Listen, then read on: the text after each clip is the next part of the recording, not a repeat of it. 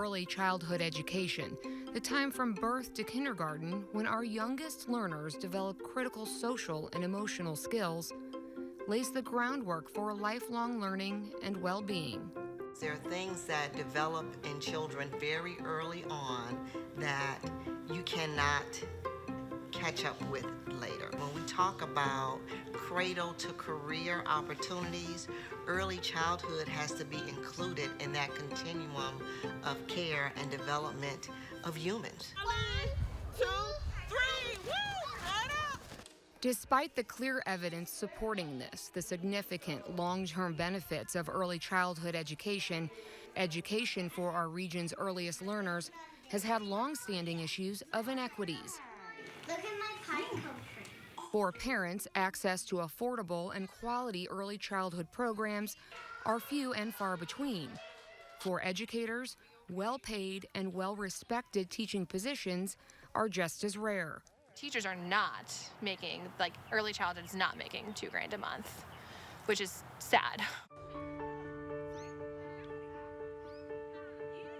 On average, early childhood educators, those caring for and educating our young children, make $10.72 an hour.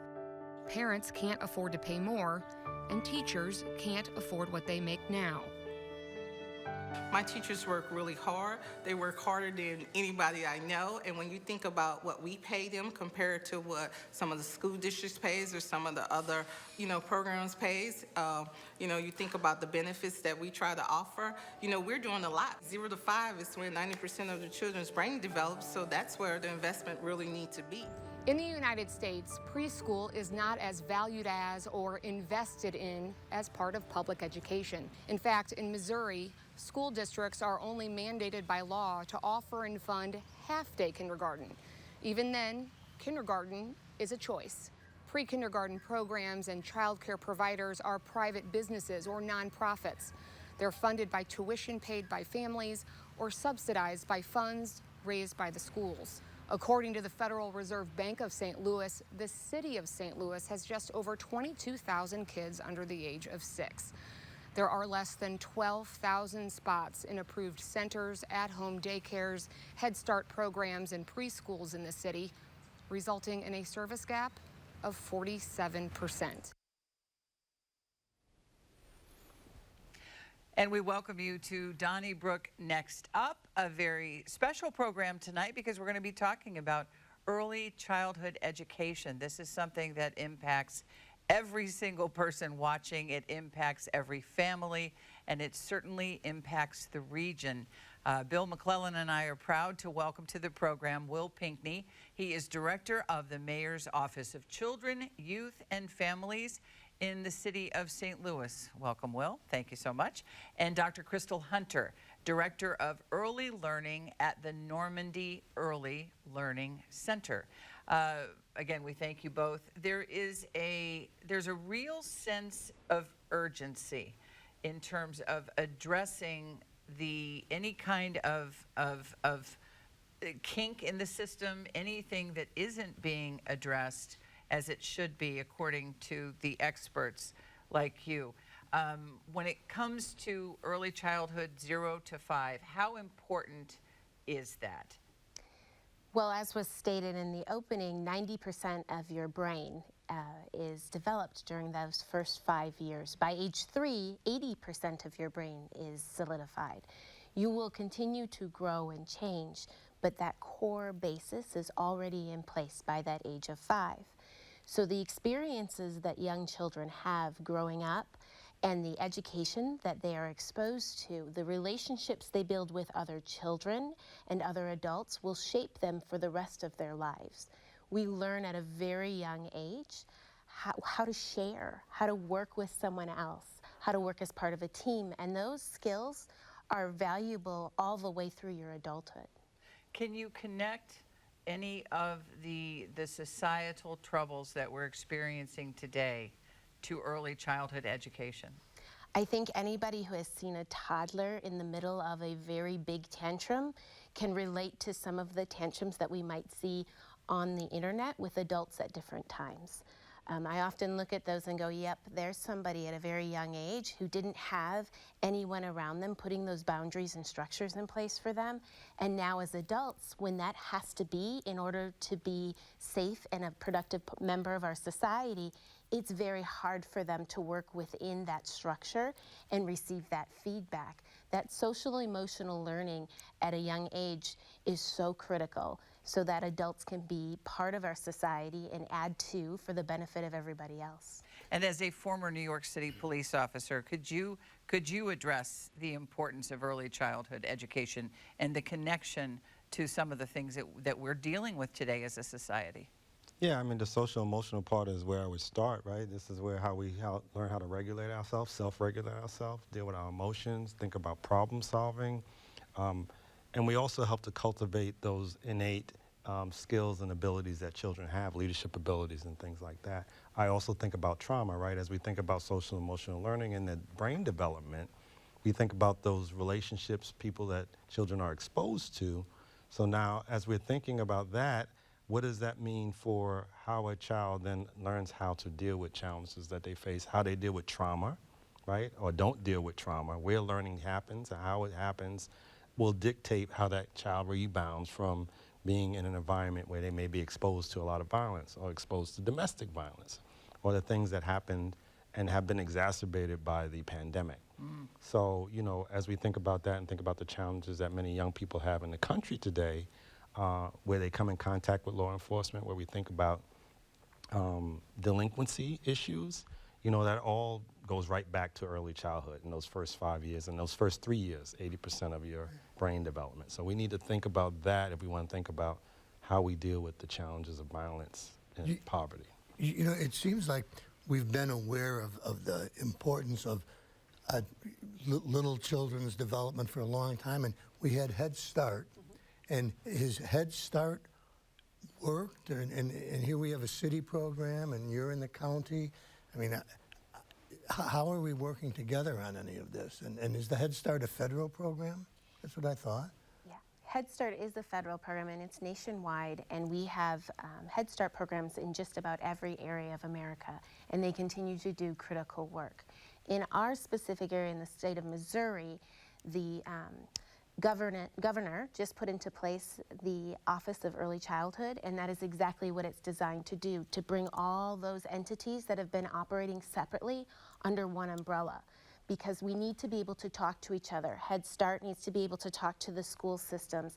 We need to have parents as teachers talking to licensing so that everyone knows all the pieces and we're not building gaps or possibly putting some sort of barrier we didn't intend for a family to truly access some wraparound services. Well, do we feel, though, that, like, Head Start is not enough? I mean, the federal government's not the answer? I mean, the city is going to, does it have its own programs, Will? Well, I wouldn't say we have our own programs. I mean, this is federal funding, and a lot of funding for education passes through the state. But it talked about in the opening how there's just not enough slots. So you can have Head Start that's doing really well, but you don't have enough Head Start slots. I do want to go back to the point that was made about the Office of Childhood in the state. The state has done some really good work in bringing together all of the entities that were responsible for dealing with our early childhood providers and early education in general under one roof, right? It was split amongst multiple agencies, and I sat on some steering committees. To your point about working together, the mayor and the governor have a respect for each other. ECE, early childhood education, is a priority for both of them. And as a member of her administration and knowing the mayor, we look for ways to partner all the time to improve the outcomes for families and improve our opportunities and access for early childhood. So I sat on some steering committees, as I said, to really think about how do we engage families, right? Because oftentimes, whether you're in a rural area or in an urban area, access is a challenge, right? And also engagement. Often many people don't know what's available to them. It talked about in the opening, subsidies are a challenge, right, for many families. And so there's a lot of good work going on to now start to lay a stronger foundation within this state to make sure we do have enough slots and make sure there is equity and access and opportunity. The pandemic certainly laid bare so many inequities. What is being done to address that, since we seem to be at the tail end of one pandemic or one part of it, and now maybe, we're seeing an uptick. But in terms of those inequities, are they being addressed? I would say they are. I mean, it took a long time for us to get here. It's going to take us a long time for us to fix all of them, right? But I think the first thing starts with bringing people together and having a conversation and understanding what those inequities are and engaging people throughout the state, all families, right? And bringing families and providers and the state and city offices together to figure out where we are and where we need to go. They always say follow the money. Is money the only barrier to access and making sure that children from lower incomes have the access that they need to early childhood education? I think it's one of the barriers. The other barriers that can come into play is stability of the home. If a parent is struggling to find reliable work, they may be at home and not need to necessarily look outside of their home. But then when they are able to get that job and that employment, then it becomes very critical, and that's when the slots become an issue. We may be filled already and have a wait list, but that family needs that care right away. The other piece is transportation. Currently, our system for early childhood is not funding transportation, so if you have a family who does not have a reliable vehicle, it's very hard for them to get their child back and forth to even access what is available to them if they have the slots. Well, the city especially, but and the county are suddenly coming into a lot of money. And are we planning on using some of this money that we're getting from the NFL and the infrastructure bill for early childhood? And could you ballpark about how much you think it would cost to get the situation in a better place? I think that's a tough one to think about how much, but I can say, I can speak for the city. I know between the CARES Act funds initially and the ARPA funds, so far we put about $4 million into early childhood education to make sure we can stabilize those providers, make sure the providers that currently exist will be there so those slots won't go away, and then to help figure out ways to help build up the workforce and fix up facilities and help them with accreditation. We do plan on, through the next ARPA allocation, working collectively with the Board of Aldermen and the Mayor's office and whatever other stakeholders to think about how much more money we can put in. The survey that's out now in the city to reach out to the residents around ARPA allocations and thinking about what residents would like to see talks about early childhood. So we definitely are looking to put more money, and we constantly engage with the Gateway Early Childhood Alliance, which is a group that was put together of providers and to broker providers. And like I said, we work with the State Office of Childhood, bringing people together, Kids Win Missouri, to figure out what is needed. And all of those groups have come up with funds. I think they put forth a proposal recently to the city and the county to say, we think this is a ballpark range of money that can help us at least get through the next couple of years. You can't have quality early childhood education without quality early childhood educators. How do we, is there a conversation going on about how we can bring teachers into these classroom type situations with these little people who need them so much? In the pandemic, everybody's looking for workers. What do we do to make teaching more appealing? And again, money is an issue because the teachers are not being paid very well. Especially when you're talking about the early childhood level. Right. Many of these qualified educators are in situations that may be a private situation that don't have benefits with them, may not have retirement systems with them. So it is a very tough sell when you're talking about someone making their career in this field and are not able to necessarily guarantee that they have those other pieces that come with a typical education job with teaching. And then on top of that, you're looking at a lower salary. So it is a tough sell. However, the other piece of it is that people who work in early childhood live and breathe early childhood. I love coming to work every single day. There is no better place than in early childhood to walk through the door because everyone is happy and excited to be there, or they're missing their mom and dad, and sometimes I miss my mom and dad too. So there's this overwhelming feeling of joy. And that, if we can get people through the door, if we can get those educators through the door, it's like it's addictive. You just want to be there. So I think valuing their education, making sure that we are able to ensure they can actually make this a career and a livelihood, getting through the door and loving those children, that's the easy part. It's making sure that people can live, they can provide for their own families and sustain that over time. That becomes a lot more difficult. Okay, when we talk about slots and availability, is it Head Start and then a lot of state programs and into private programs? It's a whole mixture. You have home care providers, you have center providers, you have Head well, Starts. Head Start, for instance, in the city, like who gets those slots? How is that determined? So in most early childhood centers, we continuously have lists. We'll say we have our wait lists. Families at all points in time, as soon as their child is old enough and eligible, will be looking for a place for their child to attend. So in the city, as well out by me in Normandy, I already have enough people and children and families to fill for next year, and we haven't even finished this year yet. Wow.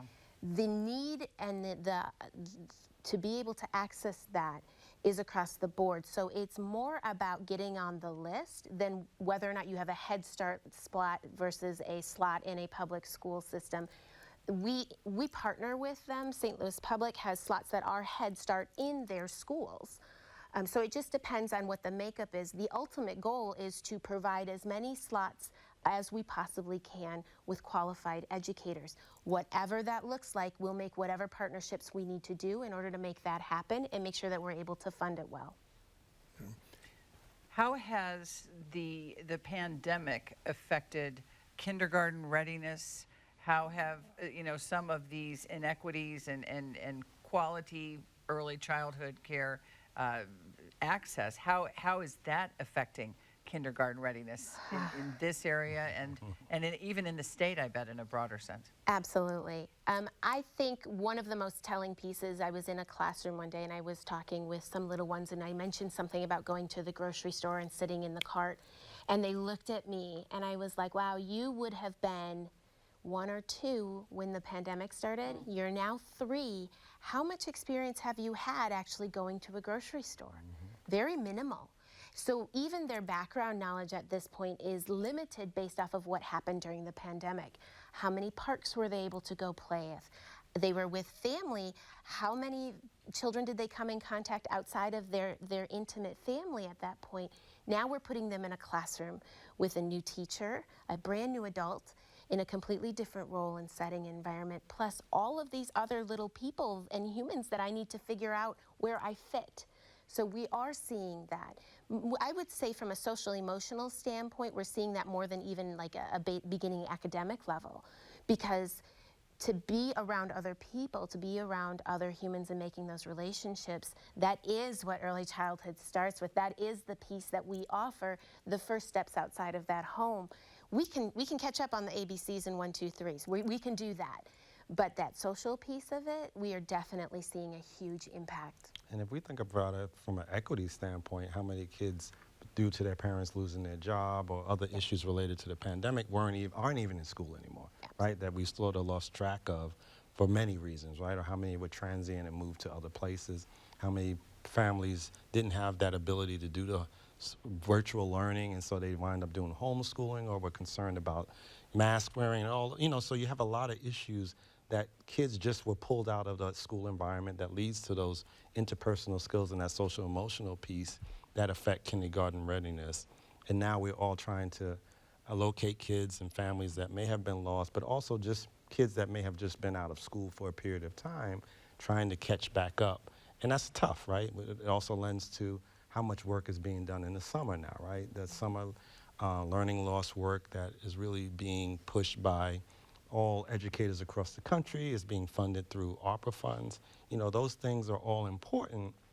We're doing a lot of that work in the city in terms of working collectively to work with the public schools and youth development organizations to provide access to summer fun programming, enrichment programming, so that kids can have something to help them, not only catch up, but just bridge the school year to the summer back into the school year again. So all of that is really important when you're thinking about being ready for kindergarten and making sure we increase our third grade reading, abilities. Right. And I'm sure that you want it to be educational rather than just a daycare situation. So what are the qualifications for a person to be a teacher in a early education center? So it depends on the type of center. You're absolutely right. There are some centers that are more traditionally what we would think of as daycare. Right. And there is value for that for many families. That is a piece that needs to be honored. However, there's also a piece like at Normandy Early Learning Center where we have 100% of our classrooms by certified teachers. These certified teachers went to school for 4.5, 5 years to get a degree like any other educator, and they need to be treated and they need to be respected as such as well. So it really depends on the type of center and the need of that family, what they may encounter, and then the level of expertise that is in that particular center. And in Normandy, these teachers, are they paid the same as teachers in grade school and high school? Absolutely, Okay. yes. Okay. Yes, Normandy has made a great commitment to their early childhood program to ensure that that is happening. Okay. And we're talking about all of the challenges, and so, obviously another one is the the well-being, not only of the little people, the students, but the teachers who have had to deal with the mask, the nonverbal, the children having to wear masks, they were having to wear masks, they have their own families with their own issues.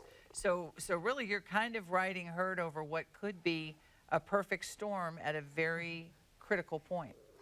Yes, there is, I say there was a sense of bravery happening all the way around. We had to have bravery from our families to send them to school. We had to have bravery for our teachers to walk through the door. And then we had to have bravery from our children to trust us that this was really necessary. All of those pieces had to come together in order to support our entire environment. Our teachers, yes, it was very hard. It was very difficult. It was very hard to worry about your family at home while worrying about the students in front of you. But we also know there's no better place for those children to be. If a parent has to go to work, if that family needs that support, we are there for them. That is what we do. And we need to do that every day, and they're going about their life and making sure that they're supporting their family, then it's our job to make sure that we're supporting them in doing that. And I just want to go to the city, and when we're talking about the workforce, right? So if you think about a lot of child care providers in the city, these are small nonprofit businesses led by women, oftentimes women of color, who, to go back to your question about are they teachers, first of all, a lot of people don't even see them as teachers, right, or educators, which is one challenge, right? They should get that respect that they are actually providing education and addressing the needs of young people and trying to make sure they're prepared for kindergarten and beyond. And this is where the pay issue comes in, right? So as we were talking about credentialing, well, you can't pay somebody who's credentialed $10 an hour, right? And that person needs to have the ability to get those credentials and the time. So if you're not attracting the workforce and you're not supporting that workforce by paying them a wage and providing them opportunities to get these credentials, then how are they able to then move into create that standard that people may expect or people label as a true educator when they are true educators, right? So it's a tough ride there, and these centers and the reimbursement rates that they get, create challenges for them attracting and building the workforce that they have and need. And so that's why you heard a lot about that in the beginning. We got to pay more than $10 an hour for the service that they're providing, because they are producing the leaders, the future leaders. They're allowing people to go to work. Many of these teachers have children themselves. So imagine you're working in a child care center and you need child care, and how do you even afford the child care that you need given the wage that you're earning? So there's a lot of challenges there that people are working to address, but we do need to keep those challenges in the forefront so that we can improve the workforce. And all of these issues bump up against one another, don't they? Because if you have a job but you can't find child care, you can't go to work, you don't hold your job. Absolutely, and we run into that quite a bit with our families. They will say, I have to have you open. You need to be here so that I can do what I need to do. In the final couple of minutes that we have, if we do not address these critical issues, and if we don't address it in an urgent manner, what are we looking at 5, 10 years down the road? We'll start with you, Will. We won't have a lot of businesses in the city because people need childcare to go to work. Okay. We may not have as many people educated a workforce as we need because many people who go to school have children and need someone to watch their children while they go to school. So now that affects the quality of our workforce, which affects our ability to attract businesses. We may not have thriving young children who are, making our city a better place or seen as a better place to live, and thereby attracting people who want to come and live here and obviously work and earn their living and spend money here. So we need to think about those things. And more importantly, we won't have healthy kids. We want healthy kids. Final words, about 30 seconds. Sorry, Dr. Hunter. No, that's fine. I would also add to that, by educating our youngest ones, we are definitely ensuring that they're much more likely to graduate from high school and stay out of our stay out of our law system and out of those jails and places like that. That school to prison pipeline is very strong, and early childhood is a big piece of breaking that for every family. It is not a luxury, it is a necessity, and we thank you both so much for your time, and we certainly want to thank our viewers and let you know that you have a very special opportunity on Monday at 7 right here on 9 PBS. Kids, Families, and Mental Health. It's a Living St. Louis special, and it is May 23rd at 7 p.m. right here on 9 PBS. Will Pinkney and Dr. Crystal Hunter, we thank you so very much. Thank you. Thank you. And we thank you for watching. Have a wonderful weekend. On behalf of Bill McClellan and our entire crew, we appreciate your patronage of 9 PBS. Good night.